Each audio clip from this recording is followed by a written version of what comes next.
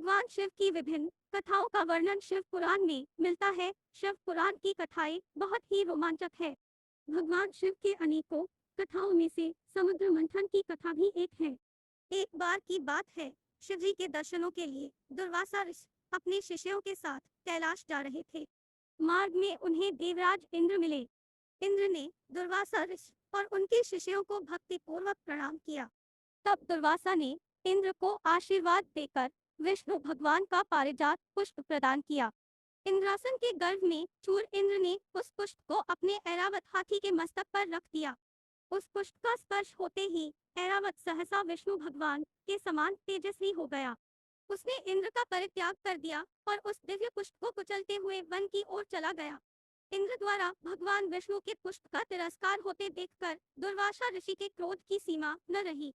उन्होंने देवराज इंद्र को श्री लक्ष्मी से हीन हो जाने का शाप दे दिया। दुर्वासा मुनि के शाप के फलस्वरूप लक्ष्मी उसी क्षण स्वर्गलोक को छोड़कर अदृश्य हो गई। लक्ष्मी के चले जाने से इंद्र आदि देवता निर्बल और श्रीहीन हो गए। उनका वैभव लुप्त हो गया।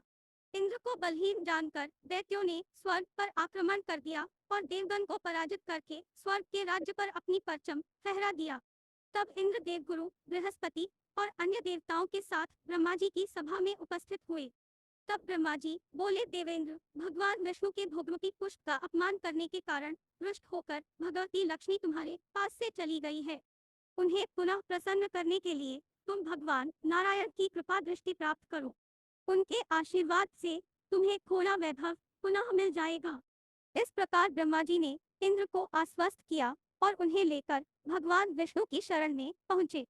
वहां पर ब्रह्म भगवान विष्णु भगवती लक्ष्मी के साथ विराजमान थे। देवगण भगवान विष्णु की स्तुति करते हुए बोले, भगवान, आपके श्री चरणों में हमारा बारंबार प्रणाम। भगवान, हम सब जिस उद्देश्य से आपकी शरण में आए हैं, कृपा करके आप उसे पूरा कीजिए। दुर्वासा ऋषि के शाप के कारण माता लक्ष्मी हमसे रूठ गई है और दैत्यों ने हमें पराजित कर स्वर्ग पर अधिकार कर लिया है। अब हम आपकी शरण में हैं, हमारी रक्षा कीजिए। भगवान विष्णु त्रिकालदर्शी हैं। वे पल भर में ही देवताओं के मन की बात जान गए।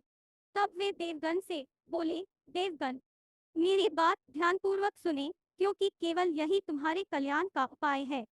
दैत्यों पर इस समय काल की विशेष कृपा है, इसलिए जब तक तुम्हारे उत्कर्ष और दैत्यों के पतन का समय नहीं आता, तब तक तुम उनसे संधि कर लो। क्षीर सागर के गर्भ में अनेक दिव्य पदार्थों के साथ साथ अमृत भी छिपा है। उसे पीने वाले के सामने मृत्यु भी पराजित हो जाती है। इसके लिए तुम्हें समुद्र मंथन करना होगा। यह कार्य अत्यंत दुष्कर है, अतः इस कार्य में दैत्यों से सहायता लो।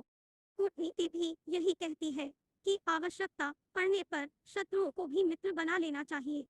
तत्पश्चात अमृत पीकर अमर हो जाओ, तब दुष्ट दैत्य भी तुम्हारा अहित नहीं कर सकेंगे। देवगण वे जो शर्त रखें उसे स्वाकीर कर लें।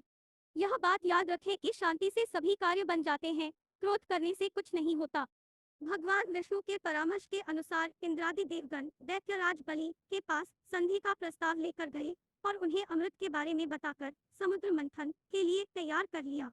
समुद्र मंथन के लिए समुद्र में मंदराचल को स्थापित कर वासुकी नाग को रस्सी बनाया गया। तत्पश्चात दोनों पक्ष अमृत प्राप्ति के लिए समुद्र मंथन करने लगे। अमृत पाने की इच्छा से सभी बड़े जोश और वेग से मंथन कर रहे थे। सहसा तभी समुद्र में से कालकूट नामक भयंकर विष निकला। उस विष की अग्नि से दसों दिशाएं जलने लगी। समस्त प्राणियों में हाहाकार मच गया। उस विष की ज्वाला से सभी देवता तथा दैत्य जलने लगे और उनकी कांति फीकी पड़ने लगी। इस पर सभी ने मिलकर भगवान शंकर की प्रार्थना की। उनकी प्रार्थना पर महादेव जी उस विष को हथेली पर रखकर उसे पी गए, किंतु उसे कंठ से नीचे नहीं उतरने दिया। उस कालकूट विष के प्रभाव से शिव जी का कंठ नीला पड़ गया, इसीलिए महादेव जी को नीलकंठ कहते हैं। उनकी हथेली से थोड़ा सा विष पृथ्वी पर टपक गया था, जिसे सांप, बिच्छू आदि विषैले जंतुओं ने ग्रहण कर लिया। विष को शंकर भगवान के द्वारा पान कर लेने के पश्चात फिर से समुद्र मंथन प्रारंभ हुआ। दूसरा रत्न कामधेनु गाय निकली, जिसे ऋषियों ने रख लिया। फिर उच्चैश्रवा घोड़ा निकला, जिसे दैत्यराज बलि ने रख लिया। उसके बाद ऐरावत हाथी निकला, जिसे देवराज इंद्र ने ग्रहण किया। ऐरावत के पश्चात कौस्तुभमनी समुद्र से निकली, उसे विष्णु भगवान ने रख लिया। फिर कल्पद्रुम निकला और रंभा नामक अप्सरा निकली। इन दोनों को देवलोक में रख लिया गया। आगे फिर समुद्र को मथने से लक्ष्मी जी निकली। लक्ष्मी जी ने स्वयं ही भगवान विष्णु को वर लिया। उसके बाद कन्या के रूप में वारुणी प्रकट हुई, जिसे दैत्यों ने ग्रहण किया। फिर एक के पश्चात एक चंद्रमा, पारिजात वृक्ष तथा शंख निकले और अंत में धन्वंतरी वैद्य अमृत का घट लेकर प्रकट हुए।